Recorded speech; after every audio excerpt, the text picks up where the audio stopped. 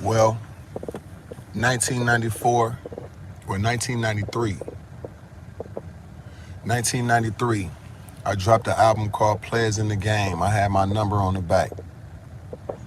Rich the Factor called me. I didn't know him, I never heard of him. I didn't know nobody in Kansas City.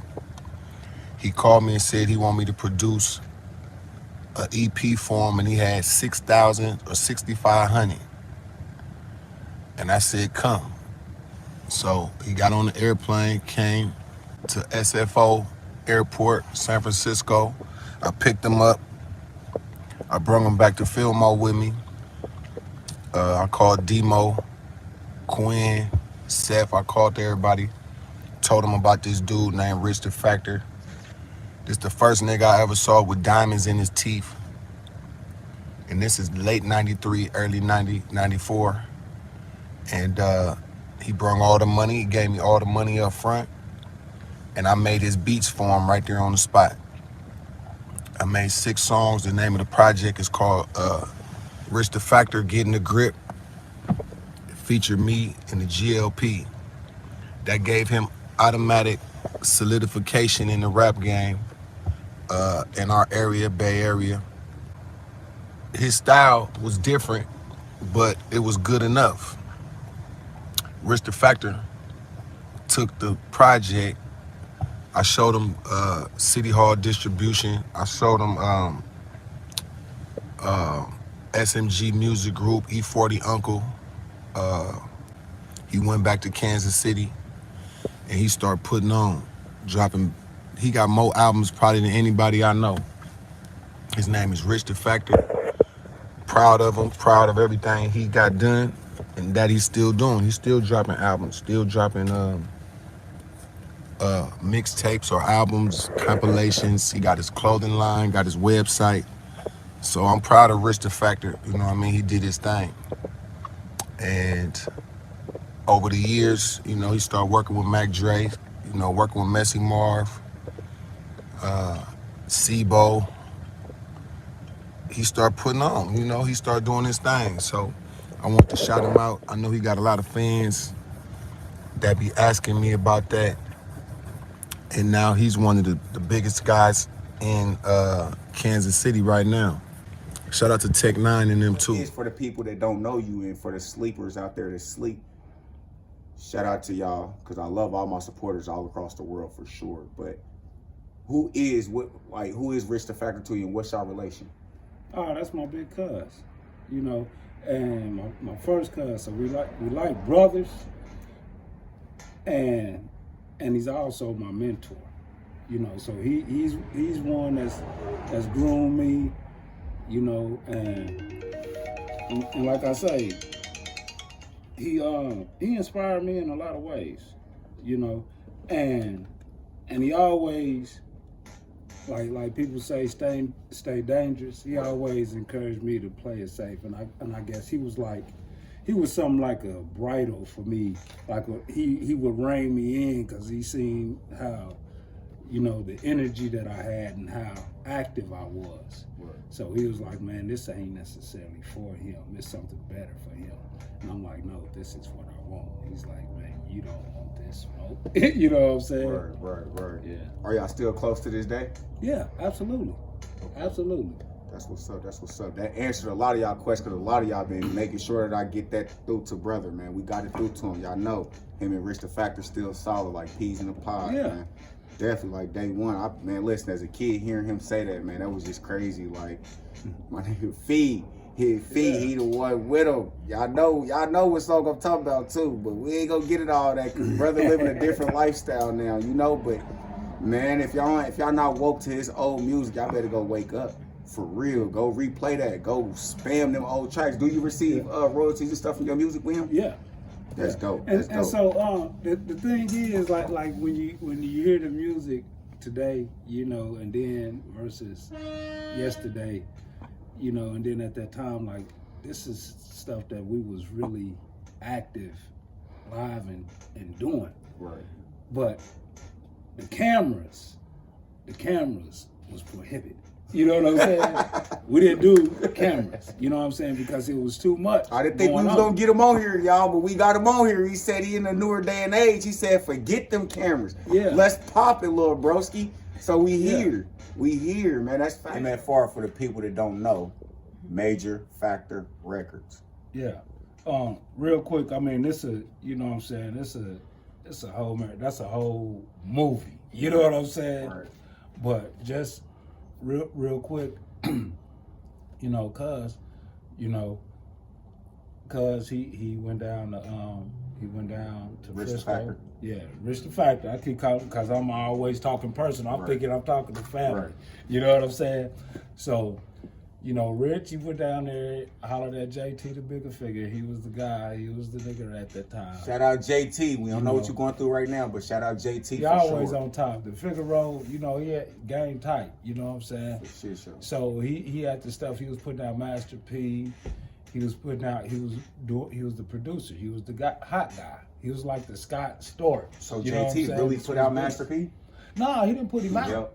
But yeah, now that the Ghetto's Trying to Kill Me. Right.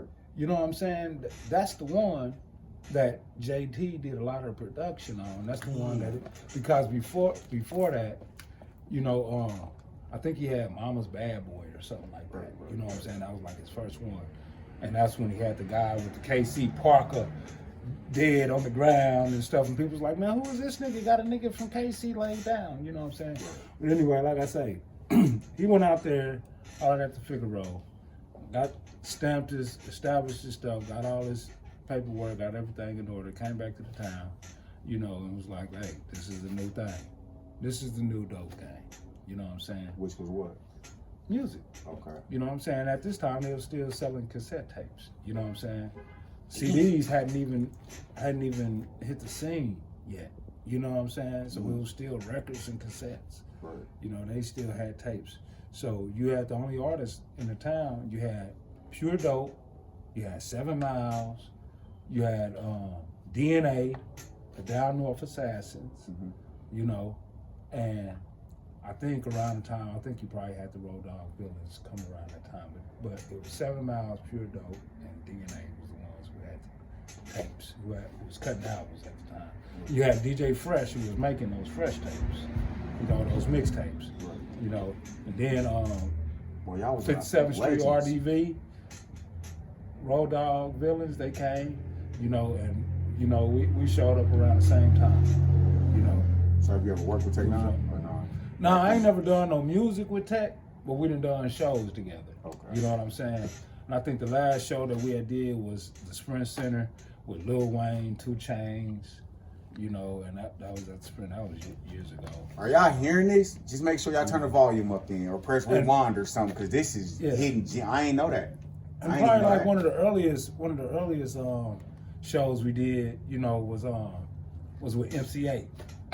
Yeah. And this was at the Party House, like on 31st and Gillum or something like For that. the ones that's probably You know sleep what on I'm who saying? MC8 is, RBL. I'm gonna put and MC8. I'm gonna add a picture into the clip and show y'all who MC8 is. That's the one from Menace to Society that was arguing with O-Dog in the car. Yeah. MC8 was the driver. Yeah. But I'm And an RBL Posse, don't give me no Bama weed. And I got blue bird on my shoulder and all of that. I'm gonna put them clips here so y'all can see what that is, man. No cap. That's legendary, bro. I did not know y'all was with them back then. That's crazy. So That's we crazy. was collaborating, so we had did that show. So that's who was on the playbill. It was Tech Nine. It was Pole Position, which was Rich the Factor, Young Feet, you know, and Slicks, as you asked, who was in the beginning at the camp. Yeah. Slicks got you, but he was Slicks 50 at the time. This was before Boy Big. You had Russian Roulette before Rush Border, you know, and yeah, no, of course you got Tommy Gunn, T and Twine, you know, Tommy Gunn, and so they was on the roster, you know, but they was also under Swell L's umbrella. Oh, okay. You know, Swell L was doing something. So at that time, there was a few different people who was pumping things out. Also, Romeo Ronell, he was doing stuff like that. Barbershop Records, you know what I'm saying? So Barbershop Records with Romeo Ronell, And Velvet Cardi. So as I think about it, it was quite a few people who was doing some stuff. You had Velvet Cardi, you know, and we probably had a few more. So when JT tapped in, where did it take y'all's adventure to? JT, he was our producer, and basically, really, You knew that? really, he was one of the initial producers / engineers. And we had cut that album, but the album never got released because the album, all the music got lost. You know what I'm saying? So it was music. You had music way before Felix Mitchell, before Funkin' with the Sweet Peas, before you had music before that. You know, and what Meal Ticket? You had music before that. A whole album, you know, but you don't get it. You know what I'm saying? Because the shit got lost. You know what I'm saying? That's crazy. But it's still somewhere. You know, somebody find that, boy, that would be $1 million album, a multi-million-dollar album right there by itself. It's still somewhere. It was on a DAT tape, and it's still somewhere. Man, you know, if we know JT like we know JT, you know he got it somewhere on top. Yeah. He keeps everything. That was back on when top. Shout out niggas still JT the bigger figure. Had reel to reel.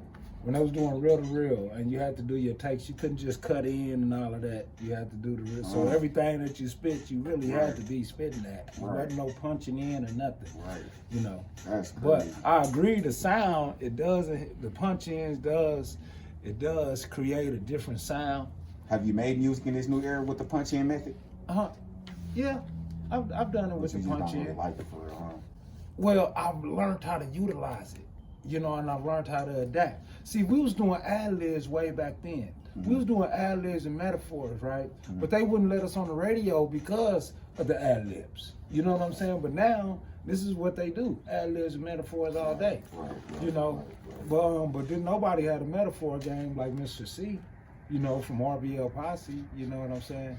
But but when it comes to doing music in this new age and recording, it's a style of recording. It's your recording style, you know, and you know, I just enjoy it. You know what I'm saying? I enjoy recording and I have fun with it. You know, but engineers, you really gotta have an engineer that understands your style of recording and how you like your voice to be.